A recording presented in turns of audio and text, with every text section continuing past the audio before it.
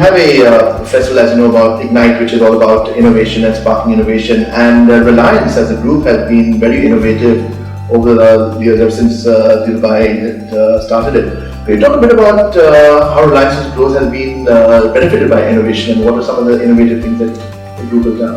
I think is the story of Reliance and story in India is wherein in constrained resources one has to solve problems, one has to come up with solutions to actually create that product or service offering for one's customers. So I think Reliance is a clear story of that success, saying that okay, when we had hardly any capital, when we had hardly any resources, how do we do that?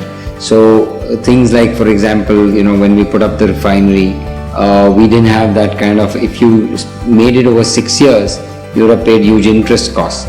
So instead of that, we innovated and we worked out a project management skill to actually bring that into 2 years, when globally it does in 6 years.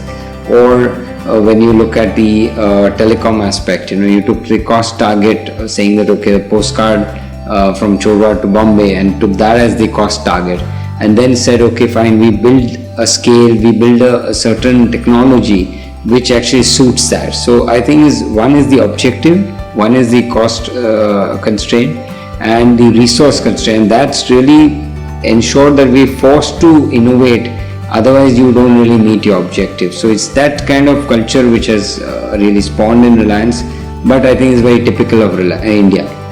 So it's interesting that companies like Walmart and Dell and Zara, they don't manufacture products, they sell, of course, Walmart to retail products, but supply chain and logistics has been key to the success of all these companies. Right. And I'm sure that logistics as a division of Reliance right. is going to be a very major role in Reliance and growing. Right. So how would you see the growth of logistics as a component for any business? Till 3 to 5 years back, I think logistics was basically an execution arm. That means, after your sales, after your procurement, because either logistics is there in a procure to pay cycle or an order to cash cycle.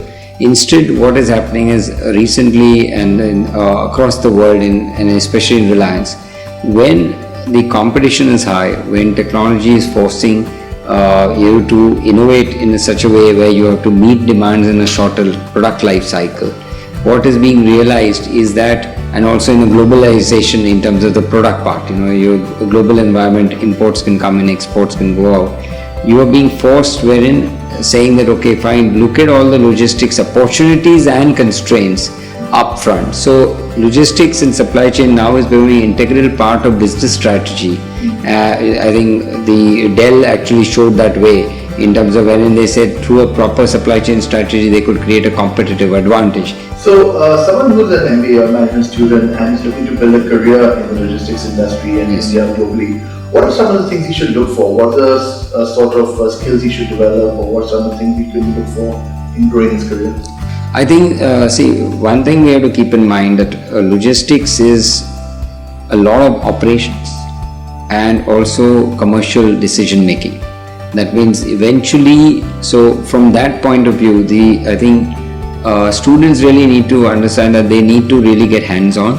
They need to really get the hands dirty in terms of getting the basic knowledge of how transportation and storage moves. Logistics by definition is transportation and storage.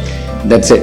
And but more importantly is learning all facets. I mean, you need to understand taxation, you need to understand customer service, etc.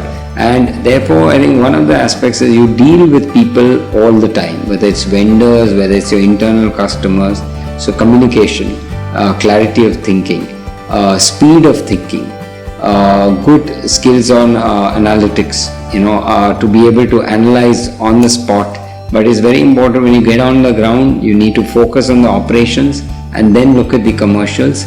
If you do it the reverse way, you're not really going to learn much. So one of the things that we do at Center for Management is try to build up a strong ethical attitude among our students, and try to build up a very down-to-earth positive attitude. Along with being a corporate leader, you also have a very strong spiritual side. You are very involved in various aspects. How has your spiritual component helped you in your business and in your growth? Ethics is becoming a very important aspect in the transformation India is going through. I mean, considering what kind of ethics we were following to what we are. And I think is we don't need to look further than our own texts. I mean, if you look at in the Bhagavad Gita, Arjuna was being asked to go to war with his own family, and he wanted to actually go do sannyas. And I mean, Krishna actually told him that it's your duty to fight. These kind of actually teachings have actually made me much more harder. I mean, sometimes if I take extremely difficult decisions on even hiring, firing, because I know it's a task to be done, it's activity. The moment you get attached and emotional, you really don't. So actually you need to disconnect. And integrity by definition in Vedanta is not integrity to a external, it's integrity to your own self. It's a fascinating point about integrity and ethical practices. In fact, there's a current debate going on in the world about how often or how deeply a family should be involved in a professional business, how well it's run compared to letting a business be run totally by professional managers. Yes. Do you feel that the presence of a family brings a certain culture or ethical aspect to it? It's all about question of the right person and the right job, right? But at the same time, I think one has to keep in mind that if there's a family member who has a certain stake in a company, then he has a role as an owner of that stake, and therefore that role cannot be delineated.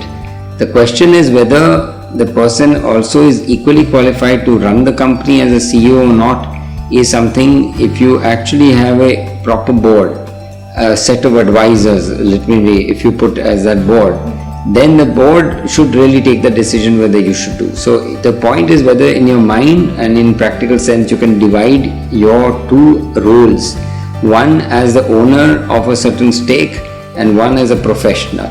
In fact, it's the point that you mentioned. If you look at, let's say, the culture of Reliance, it's of course driven by a family. And so, how would you define the culture of Reliance? How would you describe it as? See, I think we are a very hands-on, style of management. I mean, we believe that you need to take the decisions in time, and the people who are connected with that decision are the best equipped to take that decision. So that has led to a culture of empowerment. So as a final question, if you had some brief words of advice for the students of Center for Management, how they could actually find success in life, what would you tell them? Try to really start on the job floor, on the shop floor, whichever way it is, and learn the nitty-gritty nuts and bolts of the business first before trying to go up the ladder. Because if you have a weak base in terms of the basic knowledge, you will never be able to lead anybody.